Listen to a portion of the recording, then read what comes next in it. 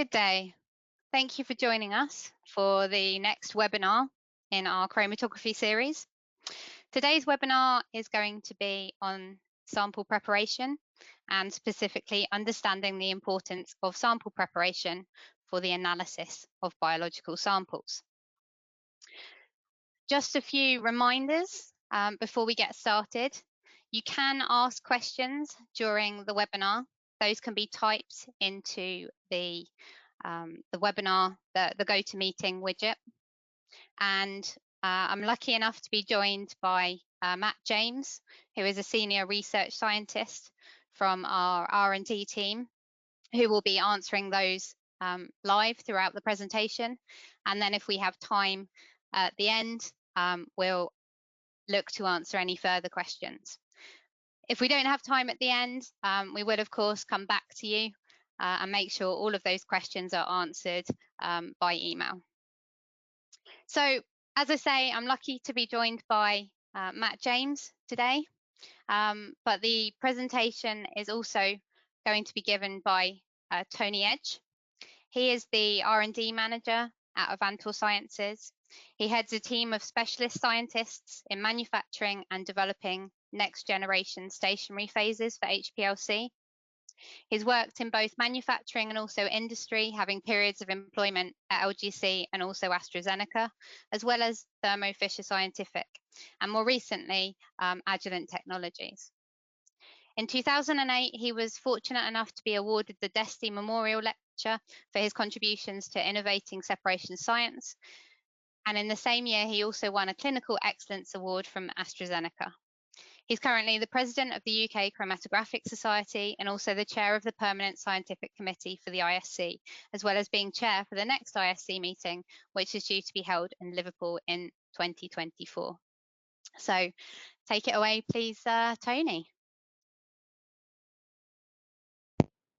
Hello, welcome to today's webinar, where we'll be looking at understanding the importance of sample preparation for the analysis of biological samples.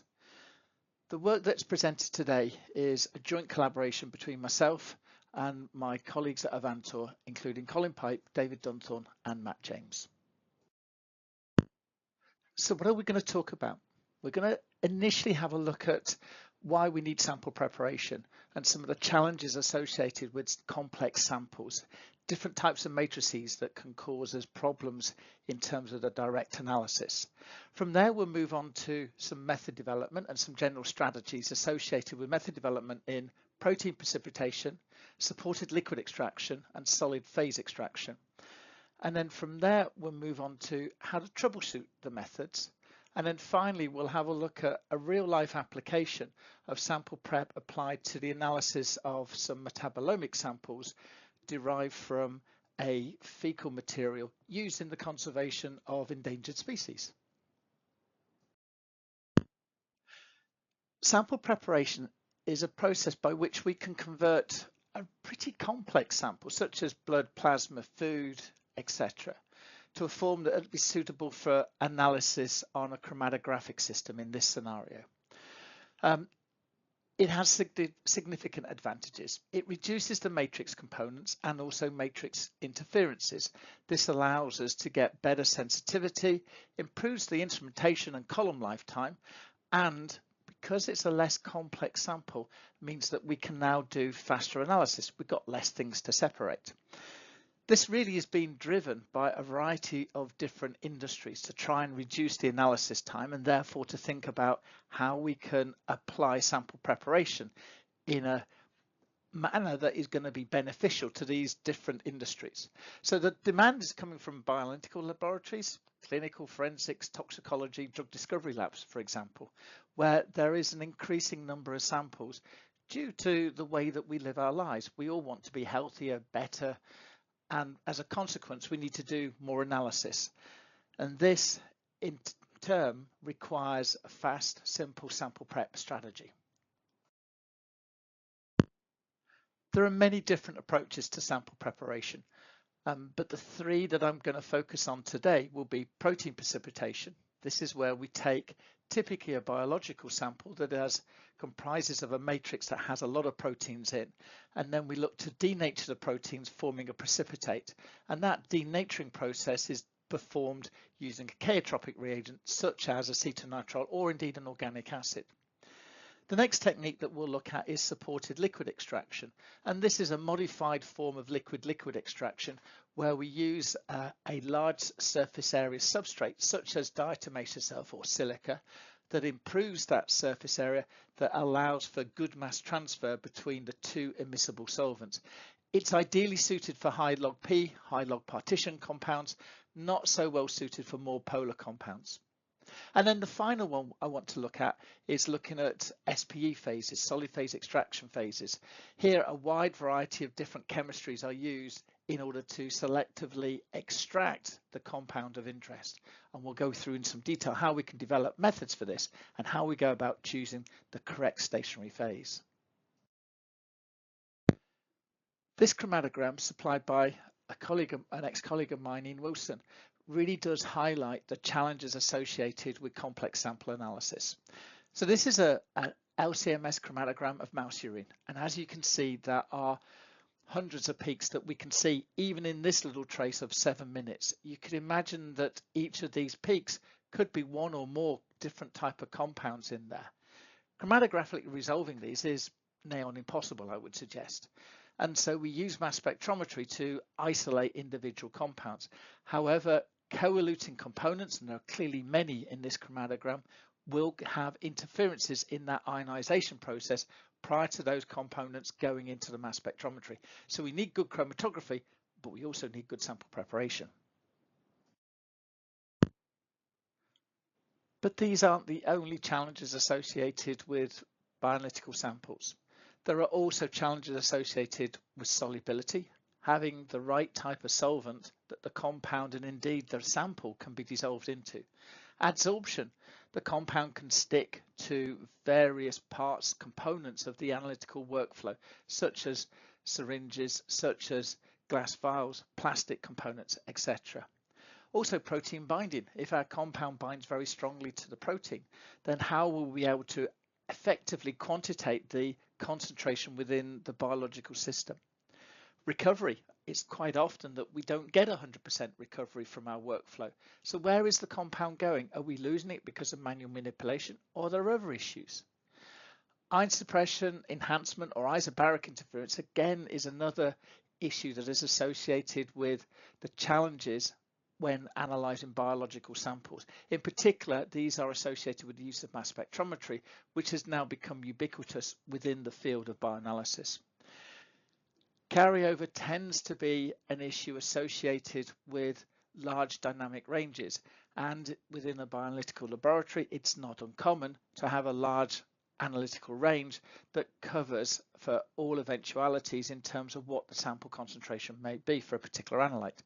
And this carryover can be caused by a variety of different issues, some of which can be associated with adsorption, others can just be with bad practice. And then finally, we want to get the best out of our consumables. So using biological samples isn't a good way of extending your column lifetime. And so understanding how we can improve the sample preparation to increase the lifetime of the column, but also reduce the amount of cleaning that we have to do on our expensive instrumentation is also very beneficial. The coupling of mass spectrometry to liquid chromatography was developed in the 70s and 80s and saw a massive transformation in terms of the bioanalytical workflow. Mass spectrometers are incredibly sensitive, dependent on the compound, up to 100 times more sensitive than a typical UV detector.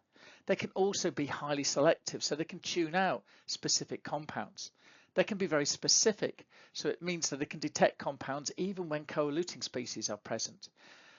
With modern instrumentation comes new software, and that software is incredibly easy to use. So it means that we no longer need highly trained specialists in order to operate the instrumentation. They also can have very large dynamic range. So a typical quadrupole might have 4 to 5 orders of linearity associated with it, making it ideal for quantitative analysis. And again, as the manufacturers have improved the the sensitivity of the instrumentation, they've also started to address issues in terms of routine maintenance. And so now many mass spectrometers are very easy to maintain and clean. However, there's a problem with mass spectrometry, and it's a hidden challenge within the process of electrospray ionization. As we look at the process of electrospray ionization, there are two aspects that are critical to getting good transfer of our analyte into the vacuum system. This is the formation of the droplets and also the charge transfer. So both of these are impacted by co-eluting species, whether that be solvent molecules, mobile phase additives, or indeed matrix components. And so if we have co-eluting species, we will impact the sensitivity of the analyte that we're looking for. And we really do need to avoid this. And this highlights the real issue. So here we see two chromatograms overlaid each other. On the bottom one, what we look at is a trace showing when two analytes elute off a column. So we inject two analytes into an LC-MS system and we get two nice peaks. If now we look at the top one, this chromatogram is actually taken by injecting a blank extracted sample onto a HPLC column, and then post the column we infuse a constant amount of our analytes. And so what we'd anticipate is that the analyte response from the mass spectrometer would be consistent, but the blue trace clearly does not show this. So as we get co-eluting components that come through the column, so the matrix components that we haven't removed, then we can see significant differences in terms of the sensitivity associated with monitoring a particular analyte. So initially, right at the start of the chromatogram, we see a substantial drop in terms of the sensitivity, right where the first peak exists. This would mean that the sensitivity assay would be dropped by an appreciable amount. As the time increases, so we can start to see that the response moves back up to 60-70%, and now a second peak comes out. But if we look at the area by that peak, it's very evident that there is a lot of variability, and this is just within one sample in terms of the response. And actually most samples will have different matrix components, which means that there is an incredible amount of variability. And as we see as we go through this presentation, it gets even more complicated because some of the components that we're injecting onto the LC system may not elute in this one chromatogram. And so this level of variability that we're seeing in terms of matrix components coming out can cause significant impact in terms of the quantification with a bioanalytical assay. And here we can see a more quantitative impact of that suppression. There are many different dosing vehicles that are routinely used in the field of pharmaceuticals, and these aid the solubility of certain drug components, active pharmaceutical ingredients, so they can go within either the bloodstream or indeed within the tummy. So this work was done by a colleague of mine, Dave Tomisi, whilst at AstraZeneca, and what he's done is he's taken a syringe, filled it with a dosing vehicle of some description, and the dosing vehicles are listed here, from cyclodextrins, tween, all the way through to polyethylene glycol 414, and then injected or infused that with a drug, so chlorpromazine, quinine, propranolol, diazepam, and warfarin. And what we can see from all of these is the wide degree of variability of the response. Indeed, very, very few of them actually have 100% response of what it should be without the dosing vehicle. The variability between the different dosing vehicles is substantial. Some create ion enhancement, some create ion suppression, dependent on the type of compound. Consequently, it becomes very difficult then to, if we have a dosing vehicle that we're not monitoring in our chromatography, to determine if actually the signal we're getting from our quinine is correct or it needs to be modified. When we're looking at the method development considerations for sample preparation, there are a variety that we need to consider. The obvious one is number of samples, but also detection limits. The complexity of the matrix. Some forms of sample preparation favour slightly less complex matrices. Financial implications impact every decision that we make. But as well as that, the analysis time available will also impact whether or not we go for one form of sample preparation as opposed to other. And then finally, looking at the physicochemical properties of the analytes that we're looking at. Are they charged? Are they neutral? Do they have high log D or low log D? All of these are important parameters. So in terms of the approach that most bioanalytical scientists would employ would be first to have a review of the physicochemical data, looking at the log distribution, looking at the pKa, trying to identify what the active moieties are, looking at the size of the analyte, and also looking at some of the physicochemical properties of the matrix components as well, if that's applicable. In many occasions, there will already be a method out there that does the job. So reviewing previous experimental approaches is also definitely something that should be done. These are relatively easy approaches that are not time consuming. Once this has been done, then we need to then start planning out the experimental design if that's applicable. So looking to optimize the number of experiments and also our time, perhaps use a design of experiment approach, and potentially start employing modeling techniques to optimize our chromatography and extraction in a simplistic manner. And then finally, would then look at the experimental part, which is looking at implementing the experimental design, going through troubleshooting, and then looking at determining the assay stability, if applicable. This just demonstrates the importance of the structural and physicochemical properties. So here we have a compound, propranolol, a beta blocker developed by AstraZeneca some time ago. And what we notice with propranolol is that it's a basic compound. That is that at low pH, it will accept an extra proton, but at high pH, it reverts back to a neutral form. And so we can see here at the top left, the graph that gives us the different proportions of those molecules, the charged species and the more neutral species.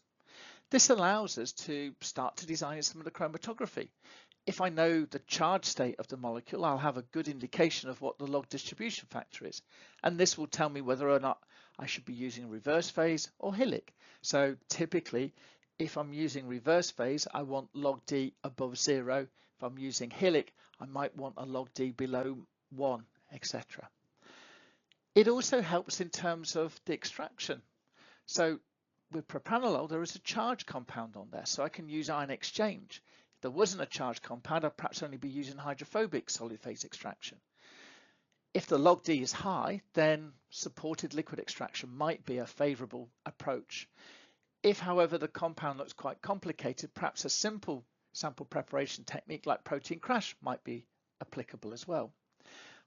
Overall, this approach will highlight any pHs to avoid, so we'll obviously avoid the pKa plus or minus 2 around that area. Highlights if there's likely to be any carryover. So if we have compounds with high log D, we need to be aware of this and then make sure we have appropriate wash solvents in our order sampler. Gives us indication whether or not we might get peak tailing. So compounds that are basic at low pH, and we're running at low pH, have a tendency to have secondary interaction with the stationary phase, and that will cause tailing. May also give us indications in terms of recovery. So again, compounds that are sticky could potentially have lower recovery than compounds that are not. And then finally, obviously, it helps in terms of the detection. So if we're looking at mass spectrometry, knowing that there are chlorine or bromine molecules within the structure gives us an indication of the isotope pattern that we might see. And all of this is incredibly useful to help us design the overall assay. Protein precipitation is possibly the simplest approach to sample preparation when looking at bioanalytical samples. It requires little or no method development, with the process being the addition of 3 parts of organic solvent, or sometimes as acid, to 1 part of the sample, which would typically be plasma. It's relatively inexpensive because only solvents are used. However, it can give substantial problems, specifically with iron suppression and also column lifetime, as it's only the proteins that are removed. It does not remove salts or any other low molecular mass organic compounds. One approach to making this process high throughput is the use of filter plates, as seen in the diagram here, which allows for 96 well plate technology to be used.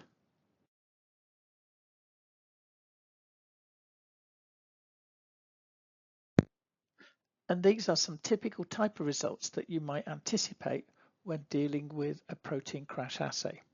And so here we can see a chromatogram, and on the chromatogram we have a intensity measured in counts per second versus the time.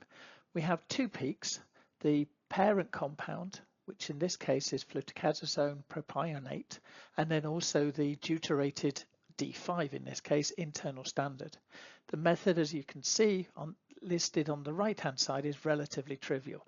150 microliters of acetonitrile is added to 50 microliters of sample, it's mixed, and then it's eluted through a 96 well plate, and then analysed using the method given there on the Avantor ACE XL 3 micron C18 column.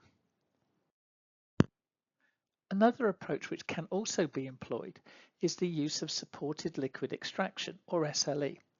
This is very much based on a liquid-liquid extraction, and in liquid-liquid extraction we have two immiscible liquids in which the sample is placed. The analyte can then move between the two immiscible liquids, with the physicochemical properties of the analyte determining where the compound will reside. Now typically, since the log partition coefficient for the compound that we're looking at will typically be greater than 0, the compound of interest will reside within the organic layer. However, optimization of the solvent, pH and buffers will also ensure that we get the right sort of data. It's a relatively simple, inexpensive technique. However, it is very dependent on the nature of the compounds, and it favors compounds that have higher log partition coefficients. In order for this to work, we use a stationary phase, silica or diatomaceous earth. This effectively increases the surface area between the immiscible liquids, and that then allows for mass transfer to occur in a much more effective manner than the traditional liquid-liquid extraction, where a large degree of shaking is predominantly used. To go into the detail of the mechanism a little bit more, we note that with traditional liquid-liquid extraction, this really does depend on the surface area between the two immiscible liquids, and one way of increasing that surface area and thereby increasing the mass transfer is to shake it and create little microbubbles. With supported liquid extraction, we use a different approach, and here we use diatomaceous earth, silica, which has a very large surface area, and on this the aqueous component resides. Since the diatomaceous earth has such a large surface area, and now we've wrapped the diatomaceous earth with the aqueous component, we now get a very large surface area between the two immiscible liquids of the water and the organic component. The other principles still apply, so the choice of pH and the choice of buffer are also still very important. And obviously, as previously, it's still important to be aware of the limitations of the physicochemical properties of the analyte that you're looking for. It's also necessary to give it a degree of mass transfer. So even though we've increased the surface area dramatically, there still needs to be time for that mass transfer to occur. And here we see a typical method that could be employed for the analysis of a compound within a biological matrix when using supported liquid extraction. We can also see on the right hand side at the top a nice little chromatogram which shows us the parent compound, in this case propranolol, the deuterated internal standard, and also a metabolite. We note that when we look at the methodology for this, it again is relatively trivial to do. The ability to run this in high throughput, though, is also of some importance. And finally, the last type of approach that we'll be looking at in today's webinar will be solid phase extraction, or SPE. SPE does require some degree of method development. However, it's relatively easy to do. There are a degree of manipulation steps, but each of these manipulation steps ensure that the sample integrity is better and ensure that there is less challenges associated with the final analytical part of the assay. It is more expensive than protein crash, and it does take a little bit longer in terms of method optimization than protein precipitation as well. And because there are multiple stages, it requires a lot more solvent than you would use in protein crash. However, the advantages are that there are minimal issues with matrix. It's also applicable to a wide range of differing compounds, unlike the supported liquid extraction, and it aids excellent recoveries, particularly for larger elution volumes, as can be seen in the right-hand box, where we can look at the average recoveries for a large elution volume over a full 96 well plate, all of them very, very close to 100. And obviously it can be used in a 96 well plate format, allowing for high throughput analysis. There are typically 5 steps to solid phase extraction, and these can be visualized by the following steps that we see here. If we look at the first step, the conditioning step, in this one we apply typically an organic solvent to ensure that we've wetted the phase, to activate the phase and ensure that we've got good contact with the full surface area of the porous structure within the bed itself. Once we've conditioned the phase, we then need to remove the bulk of that organic solvent. So we go through an equilibration or re-equilibration process where the bulk of the solvent is organic solvent is removed and replaced with an aqueous solvent or a very low allotropic solvent. From here, we then load the sample onto the cartridge, discarding any components that go through. Then we move on to a wash step, and then finally we look then to the elution of the target analytes. All of this process needs optimizing, and we'll go through how we can do that in the next slide. The optimization of SPE is relatively trivial and can be done using a technique called an elution profile. So we take a single cartridge and we look to condition and re-equilibrate that cartridge as is described in the manufacturer's notes. So typically that might be initially applying an organic solvent and then displacing the organic solvent with a weak allotropic solvent such as water. We then take a solution of our compound, not in matrix, in solution, and then we apply that onto the cartridge, capturing any eluent that comes through. Using exactly the same cartridge, we then gradually start to increase the wash strength until we end up with a solvent that is guaranteed to elute anything off the cartridge. So for example, this may be looking at a hydrophobic or a C18 type stationary phase where we gradually increase the wash solvent from 0% organic to 20, 40, 60, 80, or indeed 100% organic. Each of these washes we then collect, and then we analyze those by flow injection analysis. The beauty of this technique is that we're only focusing on the chemistry of the analyte, so we don't have issues with ion suppression, etc. And here we have the data obtained from an elution profile. At the top left, we can see a graph that gives us the response from the mass spectrometer in counts per second versus differing elution conditions on that single cartridge. So on the load, we see nothing has come through. And then as we move to 100% aqueous wash, again, nothing. And this continues until we eventually end up with a 60% methanol wash, and we can start to see some breakthrough of our compound eluting off the cartridge. And then as we increase that wash even further to 80 and then 100%, we see more and more of the component coming off until eventually the bulk of the component has come off and we end up with very little left on the cartridge. This can be plotted in a different way in what could be referred to as an S-plot. And these plots very simply give us the wash and the elution conditions.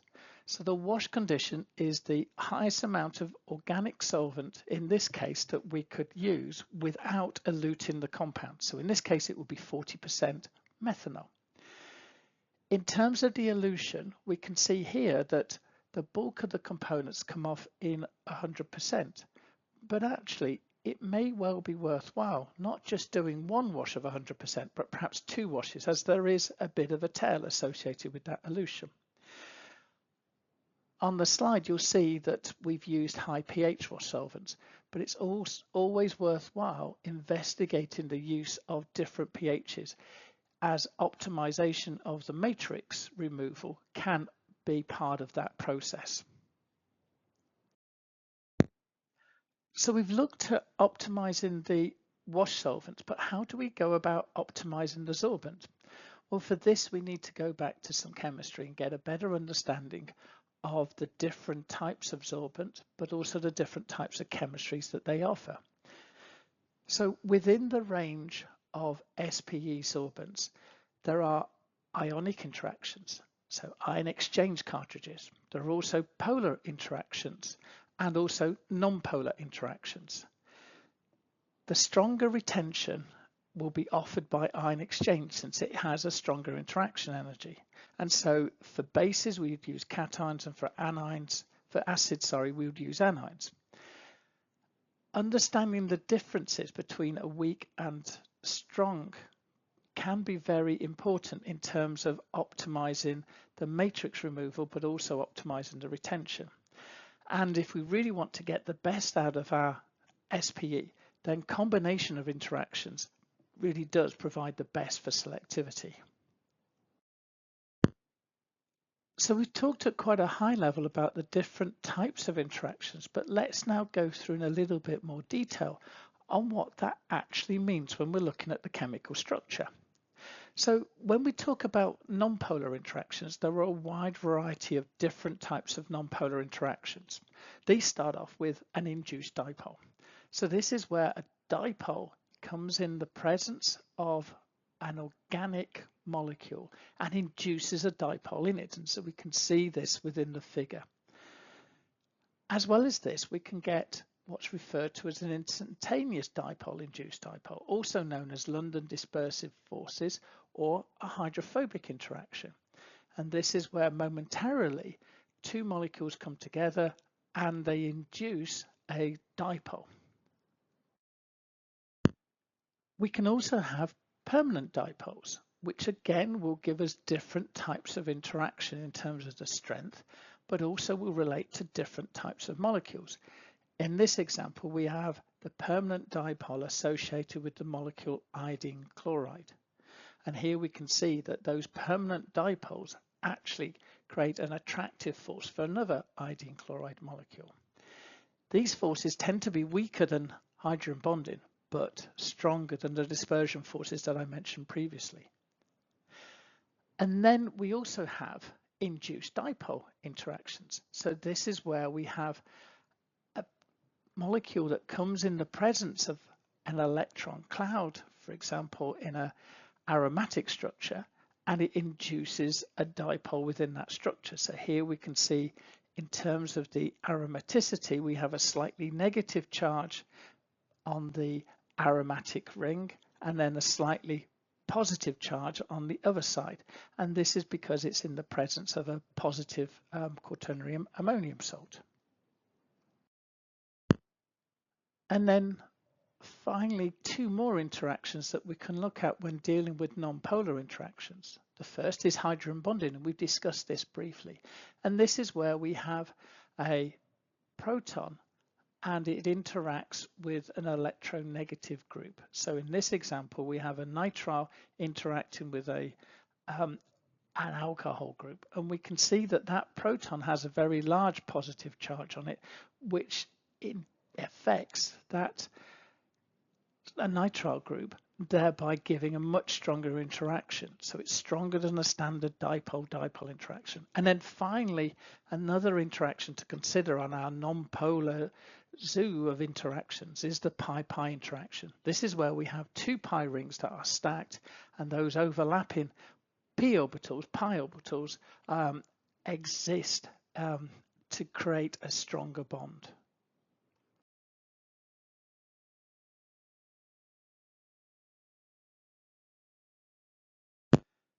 There are a variety of different ion exchange phases. The first two that we'll look at are the strong ion exchange phases. So the first one of these will be the strong cation exchange. As we can see here, this will be a sulfonic acid that is always charged. That means that across the pH range that we would typically use when doing SPE, that stationary phase will always be charged. That makes it the strong part. If we then have a look at a strong anion exchange, here we have a quaternary ammonium salt. And again, this is always charged across the pH range that we're using. With an SCX, that compound is very suitable for bases. For an SAX, the strong anion exchange, that compound solvent is very suitable for acids. And then there are the other type of ion exchange phases, which are the weak ion exchange phases. There are two of these as well. There's a weak cation exchange and a weak anion exchange. And the reason they're classified as weak is because they have a pKa within the range of the pHs that would typically be used for the solvents when using SPE. So that would mean in between 3 to 12. So if we look at the weak cation exchange, which is typically a carboxylic acid, that has a pKa of between 4 and 5. And what this means is that below a pH of 4, then we have no charge on the surface, whereas above the pH of 4, we start to get charge, and ultimately we'll have a lot of charge on the surface. The same is true for the weak anion exchange. So in this case, we would use an amino functionality. So in this scenario, the charge state occurs at low pH, below the pKa, which would typically be 8 to 10, and the neutral state would exist above that pH, so above pH 8 to 10. The weak cation exchange is very suitable for strong bases, that is, compounds that are ionized across the full range, and so it wouldn't be applicable to use a strong cation exchange. Likewise, the weak anion exchange is suitable for strong acids. Finally, we also have the ability to combine these different types of phases, so the hydrophobic component and the ion exchange. This allows us greater selectivity as we can control very precisely what is being retained or what indeed is being removed. The use of weak or strong mixed mode phases can also control the removal of the matrix. Because the strong and weak can be used for certain type of compounds, it means that we can swap the strong weak in order to optimize matrix removal. However, in order to use these phases, as with the ion exchange, we really need to fully understand the log distribution plot. Otherwise, we will not get successful use of this type of methodology. It can also be used for neutral compounds, as it also allows for a greater variety of matrix components to be eluted. But obviously with this, we need to take careful consideration of the loading conditions. And finally, if we're really looking to get good ideas on what stationary phase to use, the following chart gives us a full in-depth overview of what phases can be used for what type of compounds, whether it be water soluble, organic soluble, ionic, non-ionic, polar, ion exchange, etc. With SPE, it is important to consider each of the 5 stages within the overall process very carefully. The first stage is the conditioning stage, and for this we must choose an appropriately strong allotropic solvent, one that can wet the surface adequately. We also need to make sure that we have the correct volume to do so. The second stage, which is the equilibration stage, here we displace that strong allotropic solvent with a weakly allotropic solvent. And so if we're looking at C18 phase, that might be displacing methanol with water, for example. Again, we need to be aware of the volume and making sure that we have fully displaced the strongly allotropic solvent. Moving then on to the third stage, which is by far the most important, is where we load our sample onto the cartridge. Understanding the physicochemical properties of the analyte at this point are very important. So being aware of the ionization state, the log D, etc., become critical. But it's also important that we're aware that we can overload the cartridge if we're not careful. So being aware that typically we can load on 5% of the bed weight ensures that we won't overload the cartridge. So as an example, if I had a 100 milligram cartridge, then I could load onto that cartridge typically 5 milligrams of components. That would be matrix components and also my analyte. The next stage is then looking at the washes. And so for this one, we need to make sure that we've optimized the allotropic strength of the solvent that we're washing with. And as well, we also choose a suitable volume. And we've already discussed how we would optimize the wash solvent concentration. And then the final stage is then looking at the elution and making sure that we elute in an appropriately strong solvent. And there's two considerations here. It may be that we want to always elute in 100% organic, as this reduces the next stage, which is the blowdown stage. However, if we want to get cleaner extracts, then it may be that we could get away with running with not 100% organic, but perhaps 80%, etc.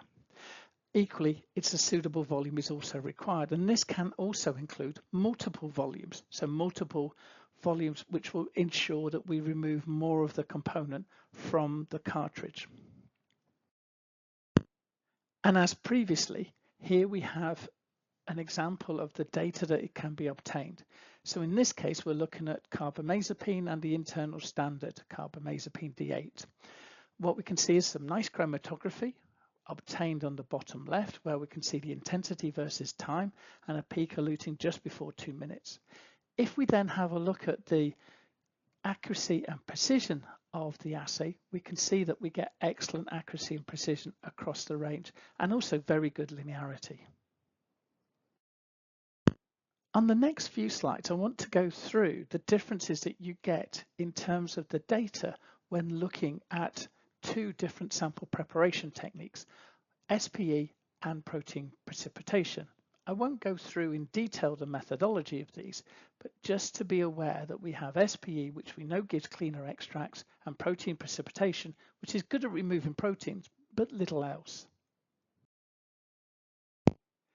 So in order to give us an indication of how good a matrix removal each of these techniques provides at Bioanalyst, what I'd like to do initially is just focus on the removal of phospholipids. For phospholipids are ubiquitous within bioanalytical samples, typically blood and plasma. They form a bilayer, and so they're very high concentrations. If we look at the functionality of these, we can see that it has a very polar head, good for taking charge, but also a very non-polar component as well, which aids the desolvation process. So both of these components really can interfere with the ionization process within the mass spectrometer. And as we saw previously, that's something we want to try and avoid. Thus, it becomes important that we try and remove as much of the phospholipids as possible. So if we have a look at the amount of phospholipids that are remaining after we've done an extraction, we can see on the left-hand side that with SPE, we don't see anything at all when compared with the right-hand side of a protein precipitated sample. Now with the protein crash sample, what we've done here is that we've taken an extract and then injected an aqueous sample afterwards. Now clearly the aqueous sample shouldn't have any phospholipids in, although there may be a degree of carryover. Now what we can also do is we can start to zoom in. So even though these two are at the same scale, it's very evident that SPE is much, much better at removing those 5 different phospholipids. If we zoom in, and so now we've zoomed in by a factor of 10,000, what we can see is that there is indeed some form of carryover, But most interestingly of all is that when we start to look at some of the higher molecular masses, we actually note that the removal of the phospholipids seems to go a little bit awry, in that it's the higher concentration occurs in the aqueous blank injection.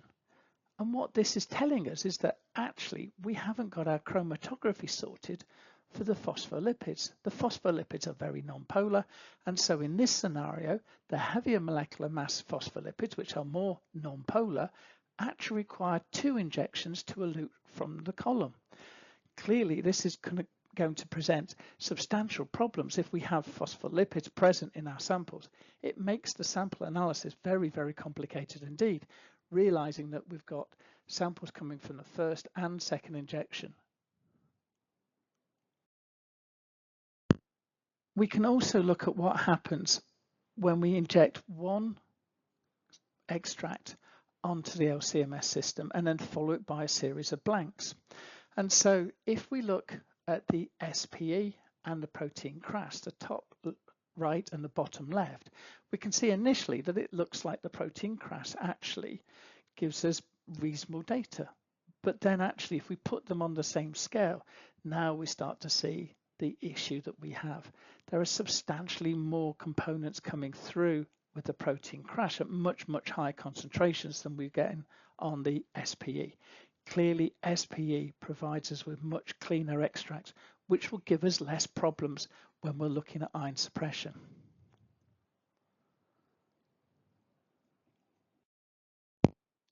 And just to exemplify this, here we've taken some rat plasma and done a 1 in 20 dilution, and then had a look at the response from the detector as we inject 150 injections. And what we can see is that initially the response is quite high, and then over a period of time that response decreases. And part of that is the fact that we are seeing issues in terms of sensitivity on the detector as more of those matrix components come through, but also issues in terms of the longevity of the column, all of which means that we don't have a stable assay. So running with dirty matrix going into our clean mass spectrometer is somewhere that we don't really want to do. One of the steps that can cause us problems is the reconstitution step.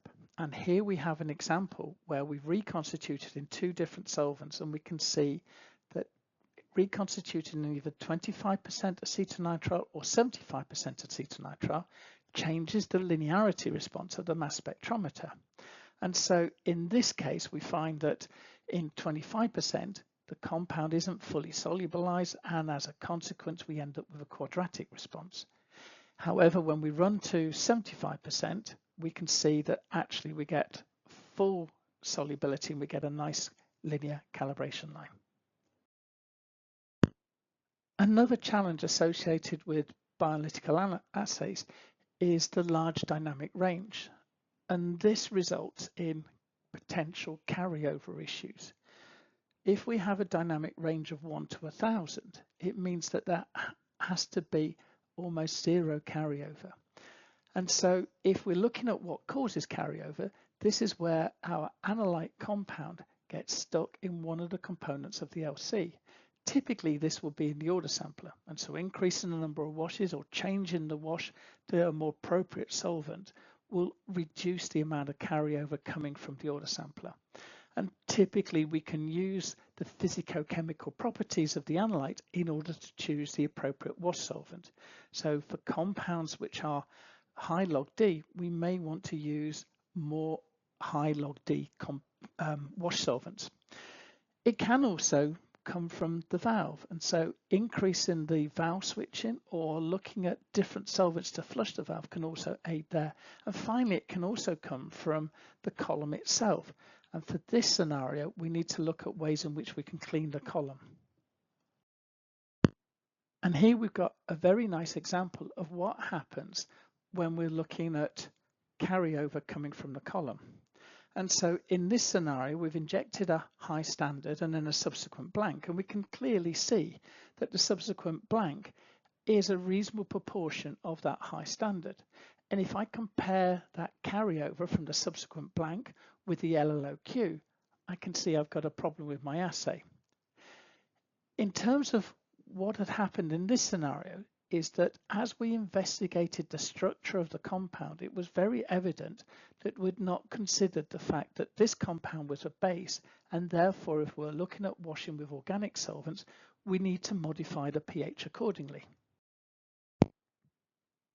And so by altering the column flush solvent to a high pH flush solvent, we can virtually eradicate the carryover coming from the column.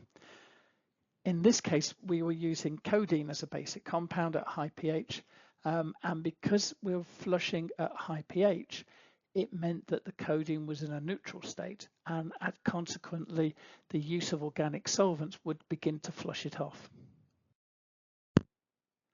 Another challenge that can often happen, particularly when we're looking at small bed weights, is associated with the process of manufacturing.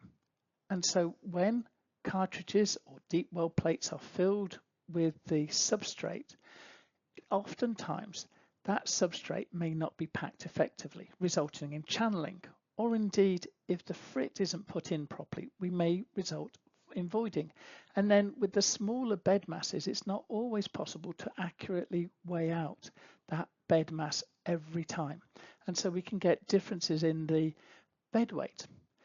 One approach that can be utilized to overcoming this is to, instead of using loose packed material, is to use a composite silica, which can then be applied into the SPE tube or deep well 96 well plate. And because we're now using something that is very well defined in terms of the manufacturing and indeed the size and the volume, it means that we don't have any channeling. There is no voiding, there is no bed compression, and there is also a consistent bed weight. And ultimately, when we're dealing with very low elution volumes, this gives us substantial advantages, as can be seen here.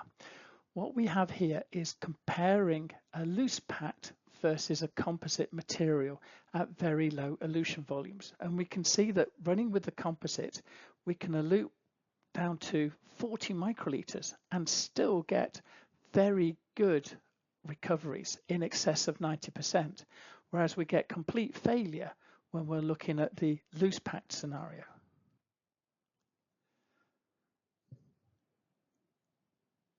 And here we can see in a little bit more detail how that would impact us if we're running a full validation.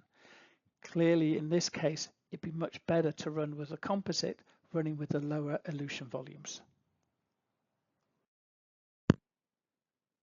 So in summary, if we are looking at eluting with small elution volumes, then the use of composite SPE eliminates channeling, voiding, compression, and the sorbent bed mass variability. This means that we get much more consistent flow, and it also reduces the hold-up volume within the SPE because there are no frits. Ultimately, this gives us higher recovery and better precision at lower elution volumes, which means that we have decreased likelihood of batch failure, reduced solvent consumption, which is greener and cheaper, enhanced assay sensitivity, which is ideal for limited sample applications, and also faster sample dry down time as well. Finally, I'd like to go through a little project that we're doing, which is looking to develop a workflow that allows for the identification of biomarkers using LC high-res mass spec from black rhino fecal samples. This work has been done in conjunction with Chester Zoo, where they've been looking at using sample preparation in order to help with their captive breeding program. Black rhinos are critically endangered, and so between 1960 and 1995, there were less than 2,500 rhinos, predominantly because of poaching. Since then, there's been a steady increase to more than 6,000, with captive breeding being a substantial reason for that increase. If we look at what happens though within the captive breeding environment, we find that the population grows substantially less than for non-captive species. So for captive populations, it's 1 to 2%. For non-captive, it's 6 to 8%. This suggests that there is something happening within the captive environment that we need to get a better understanding of. And so the project was there to try and see if we could work out what that was. So for this approach, we're using a slightly different sample preparation technique. Here we take fecal material and we look at adding a mixture of methanol and water. It's highlighted in yellow because this was actually optimized throughout the experiments, and you'll see some data later on.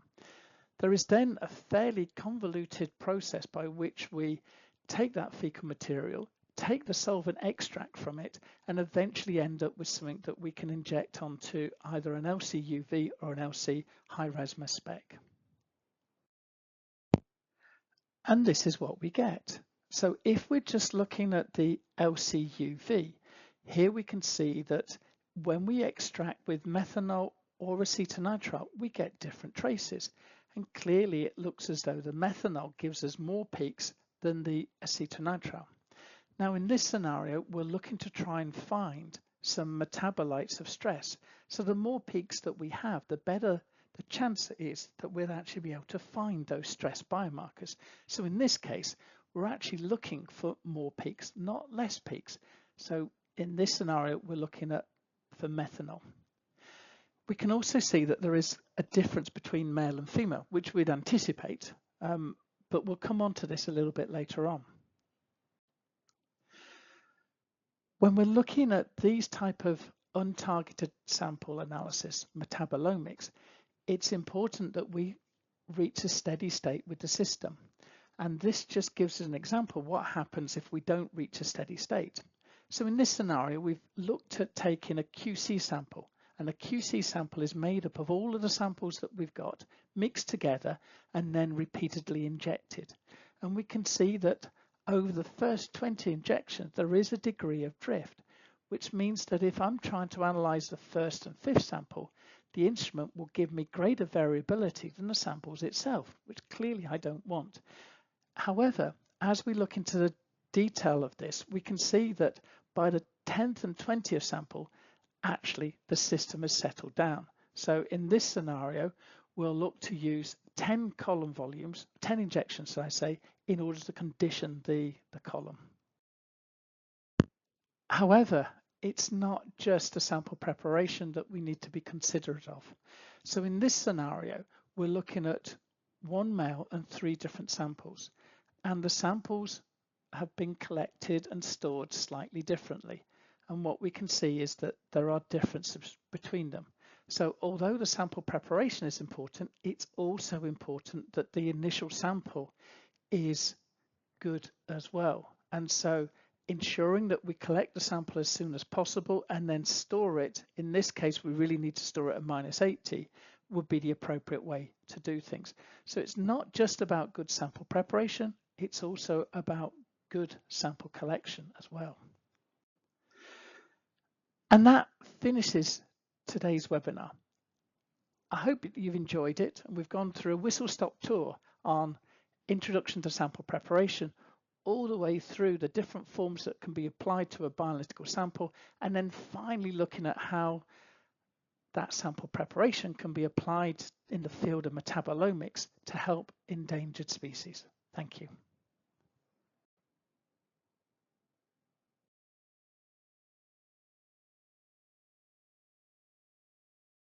Thank you very much, Tony, for using all of the time that we had today to describe different techniques for the preparation of biological samples. I think there was a lot of great content there. We've been answering questions in the background, so if there are any further questions, please feel free to type them into the chat box. And I think in the interest of time, we'll respond to those by email afterwards. I would like to thank you all very much for attending today's webinar. Thank you, Tony, for the great insights, very interesting research that you're working on, and also some detailed information about SPE, SLE, and protein precipitation. So thank you very much to everyone, and we hope to see you again on the next chromatography webinar. If you have any questions, please feel free to reach out to us. We have a dedicated email address, which is webinars@avantorsciences.com, and they will get to one of your contacts quite readily. So thank you very much, and we hope to see you again soon.